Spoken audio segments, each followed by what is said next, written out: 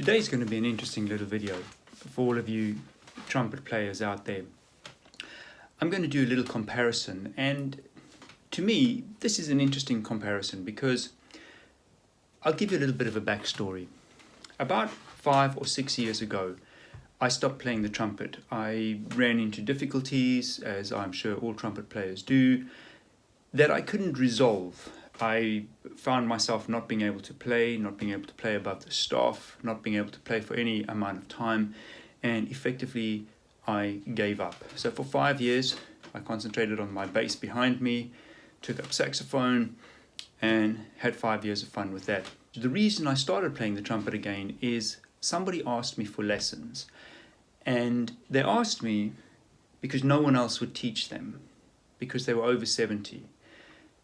And I found that a little bit disturbing or frustrating. So I said, well, as best I can, I will show you what I know. So I picked up a trumpet again. I borrowed one from the school I teach at. It was a Jupiter student model. I found a no-name mouthpiece and it worked. Within a few months, I was back to playing where I was. And to this day, I don't have any real understanding as to where my difficulties came from. I can't really answer that. I can't say one thing or another. I asked people, I watched videos, I had lessons with different teachers, and nothing worked. But this brings me on to today. And the trumpet that I eventually settled on was this one here. I'll show you. My Bobby Shew Yamaha 8310Z. Now, when I purchased this trumpet, I play tested a few Yamahas, 3 or 4 Yamahas. I tested a couple of Bach trumpets, and I had somebody there with me, and every time I played, this was the one that came up as the one that sounded the best. And it responded the best to my ears when I was playing it. It was only once I got it home that I realized that it is a reverse lead pipe,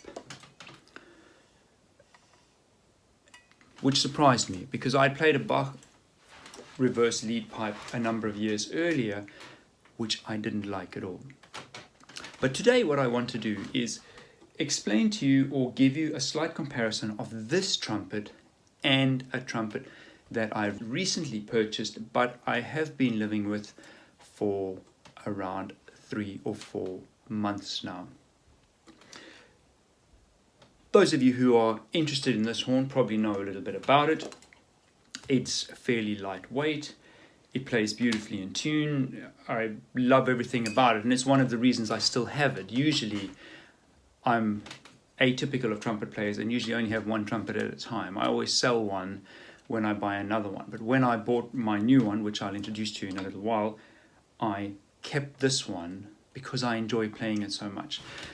The only reason I bought the new trumpet was because this one, to my ears, doesn't have, I don't know how to explain it, but it's not the sound concept that I'm hearing in my head. It's a very bright sound.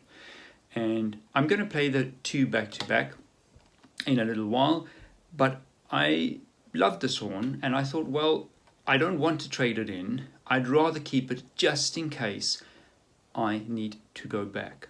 For those of you interested, I'm not a lead player. I don't play in the super high range. I have a good standard range. I'm just your sort of average person I'm not a professional trumpet player. I am a music teacher and I use my trumpet to help me teach. I teach in primary schools across the UK. And I play with the Bobby Shew lead mouthpiece.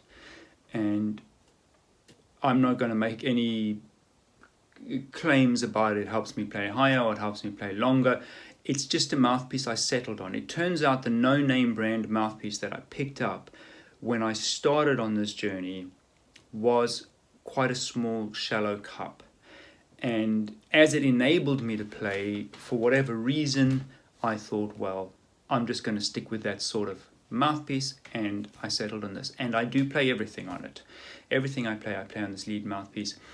And let's just have a little listen to what the Bobby Shew sounds like. Just an introduction, nothing fancy.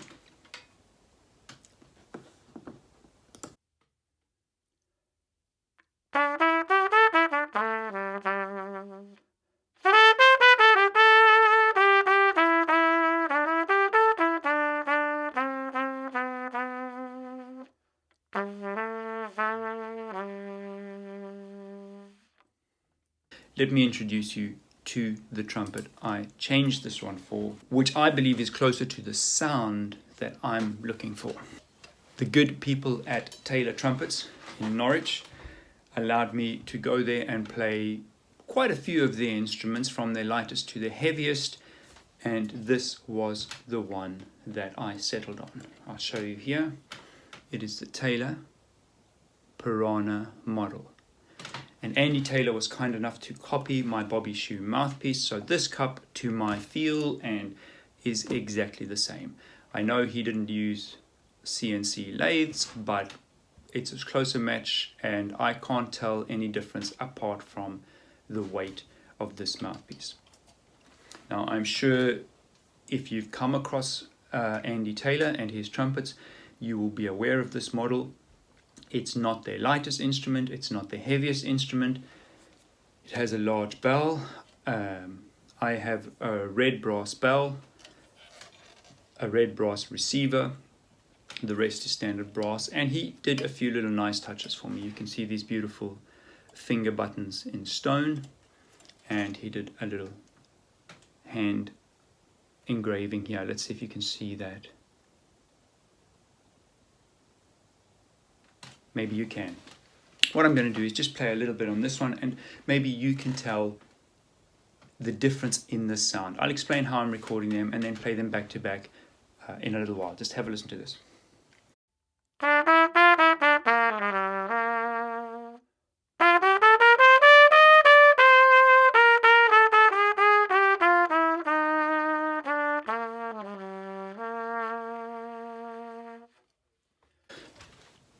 To my ears, the sound is, you could describe it as darker or smokier. The instrument feels a lot different in my hands, where the Yamaha is really light. You can pick up and feel the vibrations of the instrument coming back to you. This instrument doesn't feel like that. I think most of the sound is being projected. Let's hear them back to back and see what you think. We'll start with this one, and let's see if I can remember a clock, a little bit of clock studies.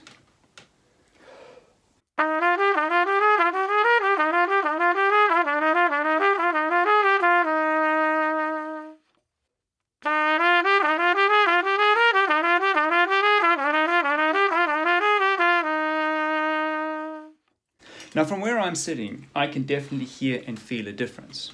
We'll have to see how that turns out on the video. I'm not recording on my cameras. The recording is going through a Golden Age R1 ribbon microphone, through a pre-73 Junior preamp into a Focusrite Scarlett, which is then going into Logic. There's very little processing going on, just a tiny spot of EQ, and the reverb and is turned right down, but it's exactly the same for both trumpets, to give you an idea. Let's try a little bit of something different.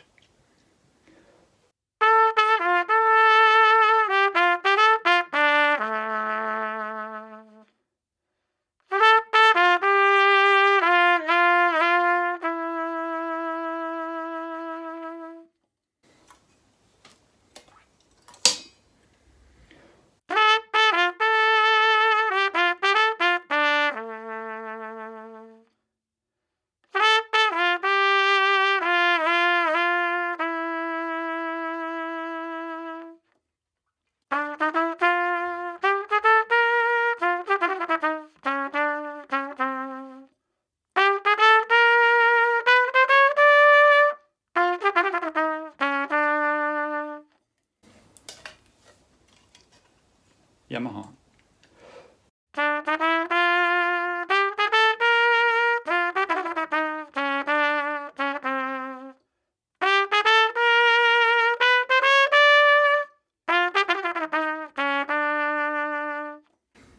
Maybe we can just do a simple scale up and down.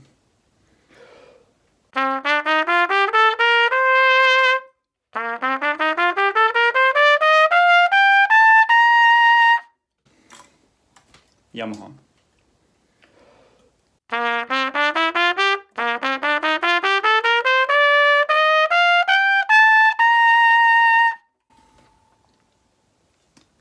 I'd like to know what you think. I do really like both these trumpets, and every time I think maybe I should sell the Yamaha, I think no, let's just wait a little while. And to be honest with you, since I've been playing on the Piranha model, I haven't played the Yamaha that much. To be honest, if I've played it for maybe half an hour in the last 3 months, that is more than I would have thought. Let's just do another little thing, just noodling around on both of them. I don't know too much about lead playing. I'm not a lead player. I'm not a classical player. So you judge for yourselves. Yamaha.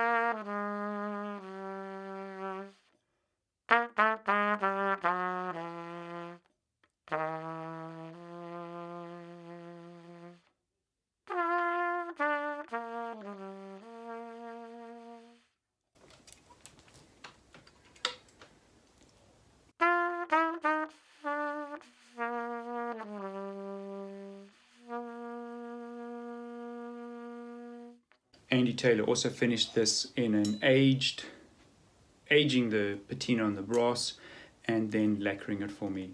So this is a beautiful horn. There's everything I love about it.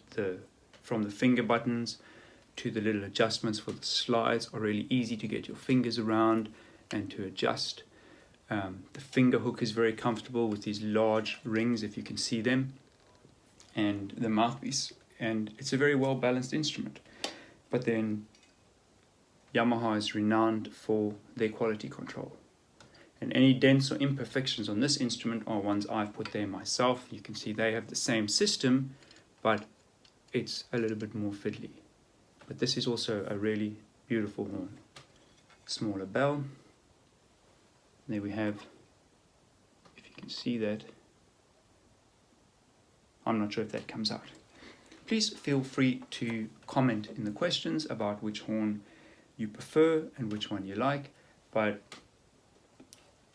I'm very happy with the sound on this one. It's closer to the sound that I have in my head when I play, and I think that's why I like it. To my ears, it doesn't have the brilliance of the Yamaha. Thank you very much.